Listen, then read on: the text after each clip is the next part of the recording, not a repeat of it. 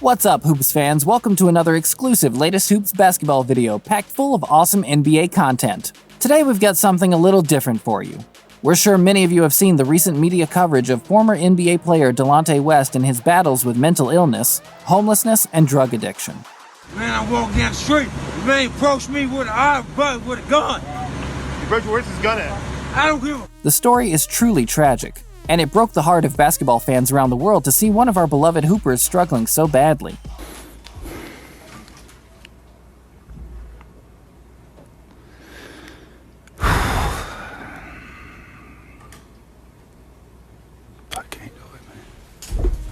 With that in mind, we decided to put together a video explaining all you need to know in regard to the story of the former Dallas Mavericks player, including when his issues first started, how he ended up where he did despite a successful and financially rewarding NBA career, and lastly, where he is now. Spoiler alert, it's a great ending that you don't want to miss. Before we get into that though, we do want to remind everybody that we're giving away a brand new PS5 including NBA 2K21 and Madden NFL 21 for free.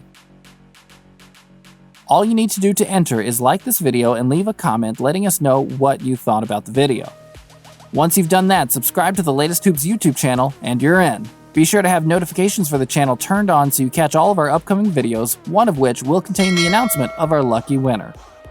And now let's get into the story of Delonte West. We're sure most of you have seen Delonte West popping up in basketball news circles in the years since he left the NBA. The two most memorable of his appearances were a video in which he was beaten by a group of men and sat on the sidewalk afterwards rambling inaudibly, and when he appeared begging on the side of the road, apparently homeless and with nowhere to go.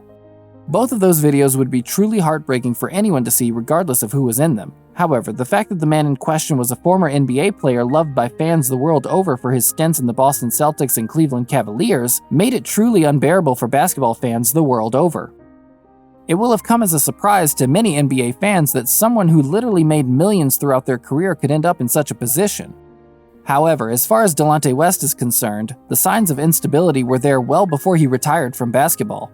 While light was only truly shed on Delonte West's plight in early 2020, he had been open and honest about his struggles with mental health for more than a decade prior to his life completely unraveling. It's the fact that he didn't suffer in silence, and that his downward spiral shouldn't come as a surprise that made this story so much harder to hear, and the way this happened, that much a tougher pill to swallow. In 2008, Delonte West took an impromptu and abrupt leave of absence from the Cleveland Cavaliers during their preseason. West revealed that his behavior towards a high school referee during a scrimmage at the Cavs training facility was the moment he became aware that he needed help in regard to combating the illness. When he came back to the Cavaliers a week or so later, West spoke candidly with the media about his struggles with bipolar disorder and depression, and admitted that they were the reason he took a leave of absence from the team. When asked about the issue, this is what West had to say: "I needed help. In a sense, you feel like a weaker man because you have to raise your hand and ask for help. But I found out over the last week that it made me a stronger person. I came back focused, and with the help of some medicine and talking with people on a regular basis, I'm back in good spirits." All this occurred in 2008, well before mental health became a mainstream and commonly accepted issue. The social acceptance of people struggling with internal demons had not yet developed, and as a result, West was ridiculed and shrugged off for his confessions rather than encouraged to speak up and supported wholeheartedly in the way he should have been. West was torn apart by Twitter when the social media network was in its infancy. Bill Simmons inducted him into his Tyson zone for crazy athletes, and several tabloids at the time chose to label him as crazy too rather than addressing his struggles with mental health. In fact, West's initial revelation of his struggles was taken so lightly and mocked so often that he began to downplay his issues, the bipolar disorder in particular. That was until a Washington Post profile done on West in 2015 shed some light on the extent of the demons West was battling with. In the interview, West revealed he had tried to kill himself several times, saying, "I've never shared this like this, but I used to try and kill myself all the time." At the time, West was playing in the NBA's Development League and trying to make some money to get his feet back under him after blowing the $16 million he made in his career as part of a sharp and upsetting downward spiral. West admitted to cutting himself and swallowing pills as early as the 8th grade, a result of bullying in junior school and a leg injury that stopped him being able to play basketball for a prolonged period of time. Basketball even then was the crutch that propped him up and kept him away from the worst of his demons. It was clear that from a young age, Delonte West was battling with demons beyond our comprehension. With that knowledge, his revelation of struggles with bipolar disorder and depression in 2008 seemed far more like a cry for help than a cry for attention. Unfortunately, those cries were ignored. meaning what followed next will be of little surprise to anyone who knows how debilitating such mental health issues can be.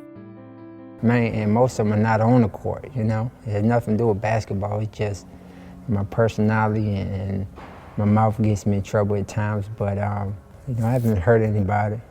I haven't killed anybody. In 2009, the year after he made the revelations about his mental health issues, West was pulled over for an improper lane change while riding a motorcycle. His bike was searched and 3 guns were found, each of them loaded. West was charged and pled guilty to 2 of the 8 charges he faced, resulting in 8 months of home detention, 2 months of probation, and 40 hours of community service. From that moment on, West's career began to spiral downhill rapidly. He blew through money at an incredible rate, and by the time the 2011 NBA lockout rolled around, he was forced to take a job at Home Depot and work briefly at a Brandywine furniture store to keep himself financially stable. At the time, West made several weird jokes on Twitter that should have served as warning signs for those around him that he was mentally unstable and deteriorating rapidly. But unfortunately, that wasn't the case.